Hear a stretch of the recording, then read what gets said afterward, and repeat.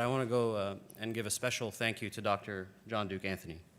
Dr. Anthony has been one of the most active proponents for bringing people who care about this region together, not just through this conference, but all the time. And the leadership that he and the Council have displayed have really helped bring together the U.S. and the Arab world, particularly the Arabian Gulf.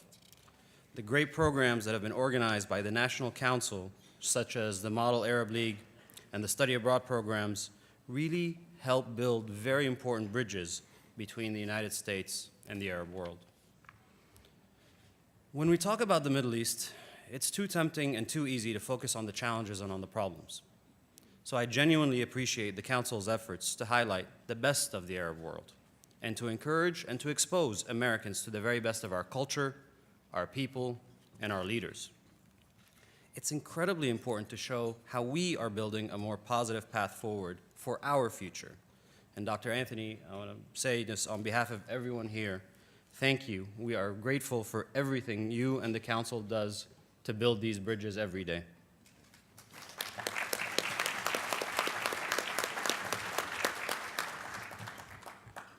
Another very big thank you goes to our guest of honor, General Joe Votel, who I have the pleasure of introducing today. While Dr. Anthony focuses on the future and the best of our region, General Votel is very much in the present, taking on some of the biggest challenges in one of the most active AORs. From Sinai to Syria, Iraq to Afghanistan, ISIS and Al-Qaeda, IRGC and Hezbollah. He certainly has a lot on his plate, and as you can see, there are no shortage of threats across the region.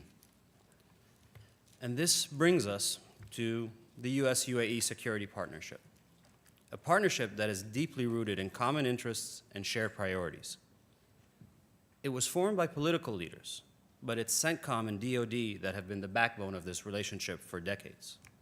It's our two militaries that carry this relationship forward, working, training, fighting, side by side, and day by day. Over the past 25 years, the UAE has participated in 6 military coalitions alongside the US.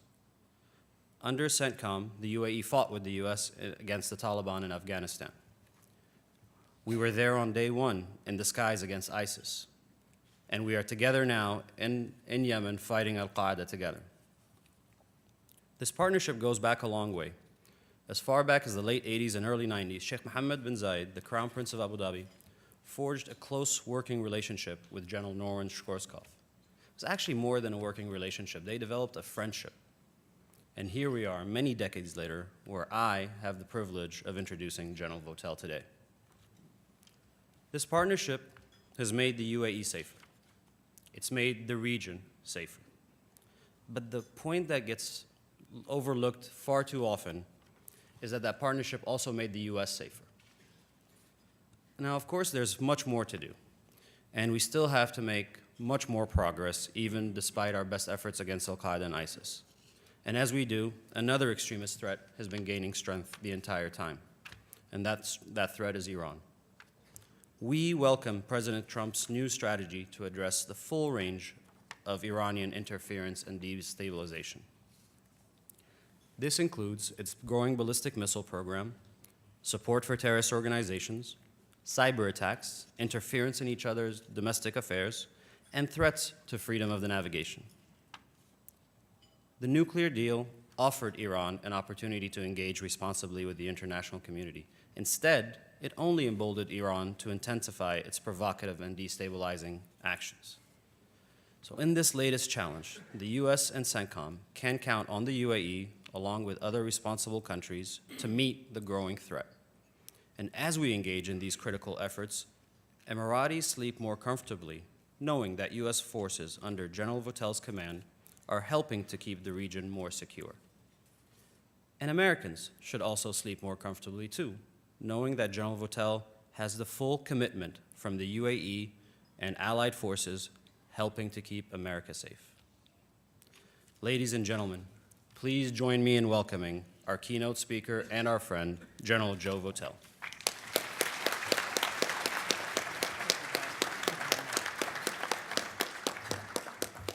Assalamu alaikum.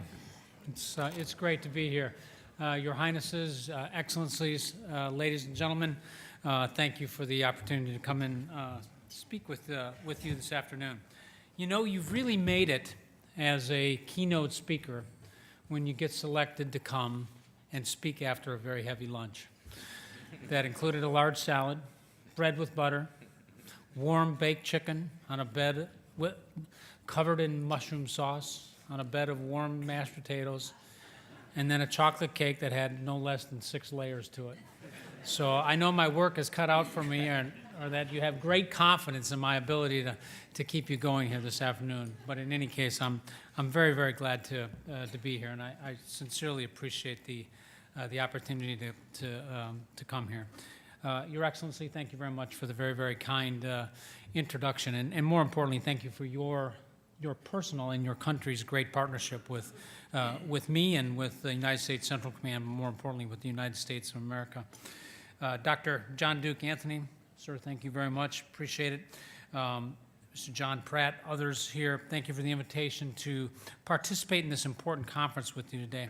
I'm impressed by the accomplishments of all who are here today, and especially our young people that had a chance to get up and share their experiences with us, and I'm encouraged at the opportunity that events like this give us to discuss these issues and learn from each other. I've been in command at United States Central Command for about 19 months now. And as all of you know, this is a 20-country area that spans from Egypt to Pakistan and from Yemen to Kazakhstan. And it has a lot of challenges in this area.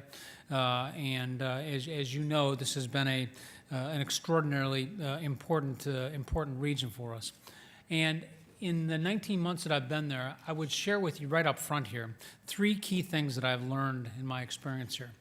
First and foremost, the Middle East, the Levant, and Central and South Asia that make up the Central Command area remains an area of extraordinary importance to the United States. We have had in the past, and we continue to have, vital national interests that intersect in this particular area. So just as this has been an important area for us in the past, it remains an important area for us today, in the present, and it will remain an important area for us in the future. And I want to assure you that as the Central Command commander here, this is a point that I emphasize to everybody that I speak with. The second thing I would just share with you that I've learned in 19 months in this particular position is that partners across the region want strong and progressive relationships with the United States. Without fail, every country that I've had the opportunity to visit, and I've been to virtually everywhere multiple times, there are extraordinarily strong relationships and a strong desire to work closely bilaterally between our countries and multilaterally in a number of cases. And while we may have differences politically, and we take the ups and downs of that, I'm very proud to tell you that our military-to-military relationships across the region have remained extraordinarily strong, even through all of those ups and downs. And I'm very, very proud of the role that our military plays in sustaining these relationships. My third key point to you here about what I've learned in this position is that there are more opportunities in this region than there are obstacles. And this is I think a very important thing for people to recognize. And I think it highlights the value of the Council and the work that you do that is so important to us of exposing people to this region and allowing them to come and experience Arab culture, experience the countries, learn the language, get an appreciation for what is happening there, and then be able to share that with other Americans and others around the world. And I think this is an extraordinarily important aspect. And I do feel as a military commander here that as I look around, it's very easy. There's no shortage of things to talk about in the Central Command region. You can pick Iraq or Afghanistan or Syria or Yemen or the Sinai or any other areas that generally we have conflict in. But the fact of the matter is, it is extraordinarily important to recognize that in all of this are great opportunities to move forward. And that's the key thing that I've learned about this. I really like the theme that has been introduced today, how best to navigate an uncertain present and future. And I think this is a very pertinent question here as we look at this particular region. As the United States Central Command commander, I've often talked about this with my military leadership. And we've devised a very simple approach that we use in thinking about this region. And it can be encapsulated in 3 simple words: prepare, pursue, and prevail. And I'll talk a little bit about each of these. In preparing, we not only ensure our access and basing and appropriate arrangements with different partners in the area, but we also ensure that we have developed strong partnerships across the region, and that we've developed a level of understanding with granularity about the region, about the culture, about the challenges, and about the opportunities that exist for us. So first and foremost, our principal focus is on preparing. Second of all, we desire to pursue opportunities. We look for places where there are opportunities to move forward in supporting our national interests and the interests of our valued partners in the region. And so we look actively for opportunities to pursue, to move forward in areas where we have common objectives. And then finally, we look for ways to prevail. We recognize that conflicts today don't normally end the way they ended in World War II, with a parade down the middle of New York City. One of the most poignant pictures that I've seen lately has been a picture that was taken from Mosul here several months ago, and it showed Prime Minister Abadi surrounded by all of his security leadership in downtown Mosul, surrounded by the people. And as I looked at that, that's what prevailing looks like in CENTCOM. That's what winning looks like today. It's about our partners achieving their objectives and us being value to them. In 1789, George Washington wrote a letter to Mohammed bin Abdullah, at the time the Sultan of Morocco. Morocco, as many of you know, was the first country to recognize the United States as a sovereign nation. In his letter, he wrote, "Within our territories, there are no mines, whether of gold or silver, and this young nation, just recovering from the waste and dissolution of a long war, has not, as yet, had time to acquire riches by agriculture or commerce. But our soil is bountiful, and our people industrious, and we have reason to flatter ourselves that we shall gradually become useful to our friends." The United States has come a long way over the last 230 years, but the desire of the United States to be of importance and value to our allies and partners in the Arab world has not changed.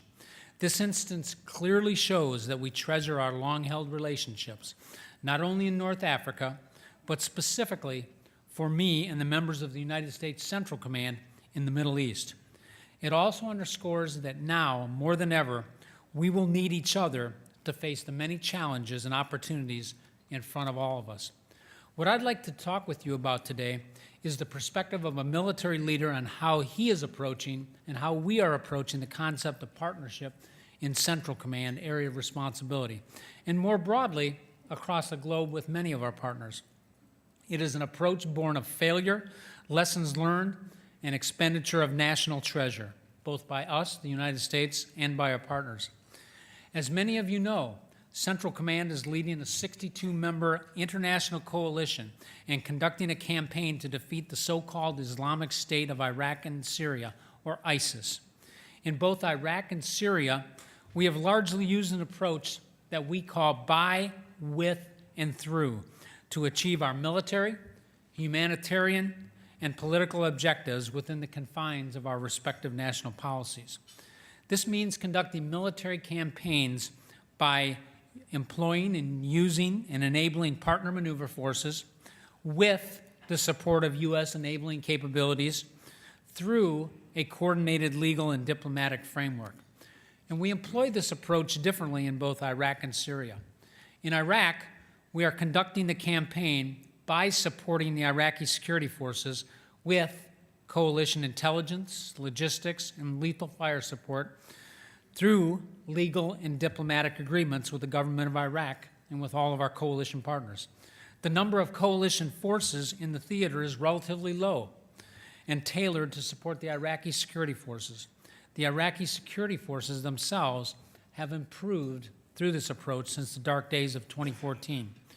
Operations in Mosul, as I've talked about just a moment ago, have freed millions of people from the chains of ISIS and life has begun to return to the city. Recently, the Iraqi security forces, for the first time in their history, conducted simultaneous operations in more than one location. Recent operations in Tal Afar and Hawija, all projected to take weeks and months, were concluded in less than 2 weeks. Coalition resources did support them, but make no mistake that the security forces of Iraq were the lead the entire time. In Syria, we face a more complicated political and military environment in fighting ISIS. The United States does not have a policy which supports large-scale involvement in the Syrian civil war. Therefore, as the regime campaigns against the opposition to regain control of its territory, it must deal with ISIS along the way. Russia and Iran both have large-scale presence in Syria and are operating at the Assad regime's invitation, leading to a congested operating environment and inflaming an already complex political situation. The Defeat ISIS campaign in this environment has a much different character. Although Russia, Iran, and to an extent the Syrian regime all want to remove ISIS and its influence from Syria, each actor has varying degrees to which they are willing to tolerate ISIS presence, and they all have different interests and objectives in the long term. The coalition, on the other hand, has the sole objective of military defeat of ISIS. In some parts of the country, the dynamic has led to a case of converging forces as the battle space condenses, but diverging interests among those fighting in this congested area. Since we could not partner with the Syrian regime's armed forces, we chose to support an organization called the Syrian Democratic Forces, again, in a by, with, and through construct. In this case, it means employing Syrian Democratic Fighting Forces with coalition assistance through a coordinated framework. They are an indigenous Syrian organization, equally represented by Syrian Kurds and Syrian Arabs, who have created a framework of operating cooperatively with the coalition. The establishment of civil councils as a result of this arrangement, made up of Syrian civic leaders from the local area, once that an area has been cleared of ISIS, has aided in alleviating governance concerns from the local population. And we have adapted our approach here so the U.S. advisors, and in some cases our enabling capabilities, work with Emirati forces as they employ a very successful by, with, and through strategy with Yemeni counterparts. This hybrid approach works well, supporting our counterterrorism objectives, but reinforcing a local approach and, more importantly, local ownership over the solution. And that is the goal: local solutions to local problems and U.S. assistance where and when our national security interests are affected. As I briefly touched upon while discussing Syria, countering the influence of outside state actors as we work by, with, and through our local partners remains a complex dynamic in this region. Specifically, Iran has exerted its influence in a few different ways which require U.S. and coalition forces to adjust our methods. Iran's expressed desire to build larger influence, both literally in developing the Tehran-Beirut axis and figuratively by increasing military and political influence in places like Syria, Yemen, Iraq, and other places around the region, causes concern among our numerous Arab partners in the region. In this light, we are keen to use a by, with, and through approach to address Iran's manifest malign behavior with our partners, both in and outside of the region. So why does this approach work? Why does by, with, and through work? As I mentioned, it allows the U.S. to assist allies and partners in the region without requiring a national policy that requires a large-scale deployment of forces. This approach also enables local actors to address local issues, encouraging local ownership of the solutions and capitalizing on the much deeper understanding of regional dynamics that only our local partners can have. There are, however, numerous challenges associated with this approach. It's not free. On occasion, a partner might not conduct their operations in the same manner that the U.S. or a coalition partner might. In such cases, we'd have to do our best to either understand the reasons why or let our partners know our thoughts on other ways to accomplish the same objectives. But in the final analysis, Those doing the fighting, the local forces, are calling the shots. There is also the dynamic of pace of operations.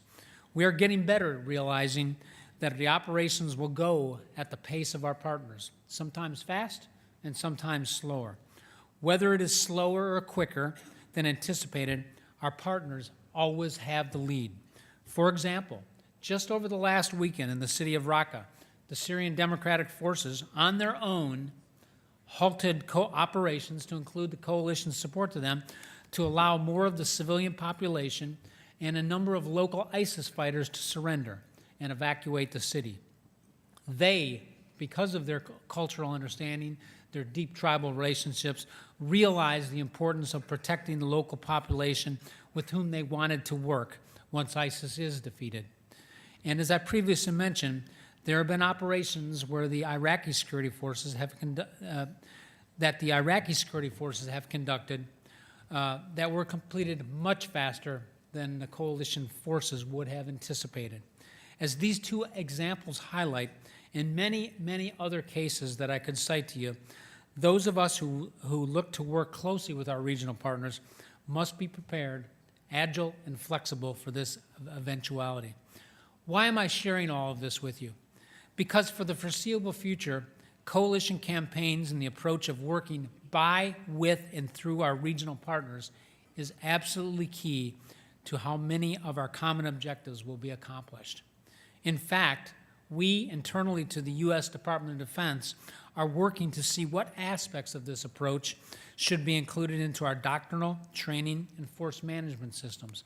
And many of our services, my service, the United States Army in particular, are taking measures now to develop forces that are specifically designed for this type of warfare. One of the tasks at hand is to define the overall concept of by, with, and through in more refined language that lends itself to further development and discussion. And it's not just a military problem. By, with, and through applies to our diplomatic, our economic, our law enforcement partners as well. And so it is a comprehensive approach. Key to any definition of by, with, and through is the understanding that any support we give to partner forces must be through a coordinated legal and diplomatic framework. It is this framework that will form the legal basis for any action and provide guidelines for the employment of not only the partnered forces, but of course our capabilities. Additionally, we have to refine the term partner carefully and continuously. The relationship between the partner and the legal framework can spell the difference between success and failure at the strategic level, thereby directly supporting or potentially undermining any diplomatic efforts. There are also other numerous unsettled definitions that we will be working to define and several changes of policy that we'll need to explore in order to facilitate more effective execution of this approach of by, with, and through. And while much of the analysis is going on, we have had discussions about this approach at the highest levels within the Department of Defense and certainly with all of our partners. To me, the philosophy has always made sense, but now it is time to codify this approach. We owe it to our regional partners to be as clear as possible in what we mean when we say by, with, and through. I'd like to leave you with one final thought. At the time of George Washington's letter to the Sultan of Morocco, neither could have possibly foreseen our current strategic environment. The letter was a statement of commitment to become useful to our friends. The United States is now more powerful than it was back then and able to make good on some of its promises. And to the extent that I, in the United States Central Command, am able to help, we will. And as we look forward to the greater development of U.S.-Arab relationships in the future, we would do well to remember that a simple commitment between friends can be more powerful than violence, extremism, and oppression. Thank you once again for the invitation to speak with you this afternoon and sharing my thoughts with you. I trust that our partnership and friendship will continue to strengthen over time with all of our partners in this very important region as we work together on these and other important issues. Thank you very much.